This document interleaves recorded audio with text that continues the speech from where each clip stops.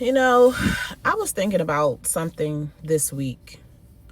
People make falling in love again sound so simple. Just get back out there, or love yourself, or be open. As if one day you just wake up, flip a switch, and suddenly your heart forgets everything it's been through. But that's not how healing has worked, at least not for me. And maybe it hasn't worked that way for you either. I've realized something over the past year. I personally did not stop believing in love. I stopped believing it was possible for me. There's a difference. I still celebrated other people's relationships. I still wrote love songs. I love a good love song. I still believe people could find amazing partnerships and friendships. I just quietly removed myself from the list. And it's not something that I did intentionally or realized I was doing. Nobody wakes up and says, today I'm going to believe I'm unlovable. It happens slowly. One disappointment, one heartbreak, one betrayal, one divorce, one rejection, one experience after another until your brain starts collecting evidence. And not evidence that love isn't real, evidence that maybe it just isn't real for you. And that belief doesn't just stay in your thoughts. It starts showing up everywhere. Someone gives you a compliment and you assume, oh, they're just being nice. Someone is consistent and you're waiting for them to disappear. Someone texts you back and you're already preparing yourself for the day they stop. Nothing is actually wrong, but your body remembers what your mind has been trying to protect you from. That's why I don't think falling in love again is really about another person.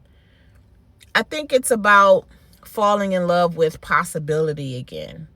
Believing your future doesn't have to look like your past.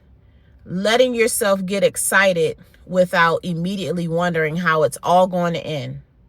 Learning to notice the stories you've been telling yourself and getting curious instead. So instead of saying, they probably don't like me, ask, what evidence do I actually have? Instead of saying, this always happens to me. That's my favorite. Ask, is that true, or is this just familiar? That one question has changed so much for me, because familiar doesn't always mean true, right?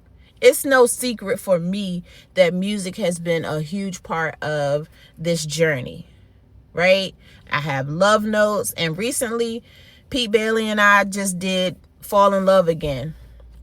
They weren't written because I had everything figured out. They were written while I was figuring it out. They came from asking myself different questions. What if love isn't over? What if my heart isn't broken? Just a little cautious, right? What if healing isn't becoming someone new? What if it's remembering who I was before fear convinced me to shrink? So if you're watching this, please, please, please don't pressure yourself to fall in love again today or tomorrow. Don't force yourself to trust instantly overnight. And don't pretend you're healed when you're still grieving.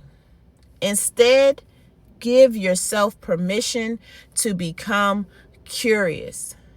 Curious about what life could still surprise you with.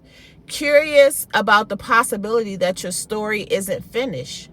Curious enough to believe that something beautiful could still happen to you. Because I don't think falling in love begins with another person. I think it begins the moment you stop arguing with the possibility that something good could happen to you. Okay? Maybe that's where love starts. You know, but what do I know, right? If this resonated with you, let me know in the comments. What's one belief about love or even about yourself that you're learning to let go of? I would love to hear your story. So I'm not sitting here talking to myself. And if you haven't listened to Love Notes or Fall in Love Again, I'll leave the links below. Until next time, I love you all.